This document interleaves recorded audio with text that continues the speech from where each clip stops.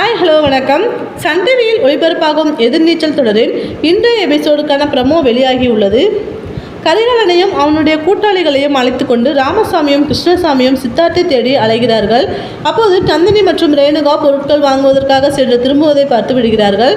அவர்கள் பின்னாலேயே பின்தொடர்ந்து சென்று அனைவரும் பதுங்கி இருக்கும் இடத்தை கண்டுபிடித்து செல்கிறார்கள். நாம் எல்லோரும் கூட்டமாக போனால் சரியாக வராது, நான் ஒத்தையில் போய் மாட்டிக்கிறேன் நீ என சொல்லி தனியாக செல்கிறான்.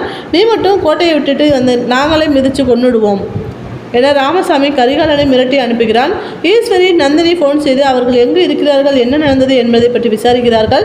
வீட்டில் யாருமே இல்லை, தர்ஷினியும் எங்கேயோ கூட்டிகிட்டு போயிருக்கார் அவர் என ஈஸ்வரி நந்தினியிடம் சொல்ல அவர்களும் அதிர்ச்சி அடைகின்றனர். கரிகாலன் பின்தொடர்ந்து சென்று ஜனனியும் இருக்கும் இடத்தை கண்டுபிடித்து விடுகிறார்.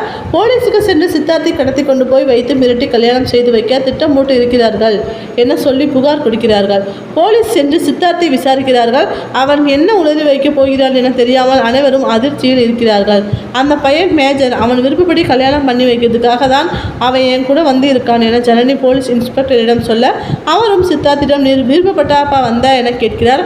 அவன் என்ன சொல்ல போகிறான் என அனைவரும் முகமும் படப்படப்பில் உறைந்து போய் இருக்கிறது. இதுதான் இன்றைய எதிர்நீச்சல் எபிசோடுக்கான ப்ரமோ. தர்ஷினியை எங்கு கொண்டு போய் ஒளித்து வைத்து இருக்கிறார்கள் என தெரியவில்லை. சித்தார்த் சொல்ல போகும் பதிலில்தான் அடுத்த கதைக்களம் எப்படி நகரப் போகிறது என்பது தெரிய வரும்.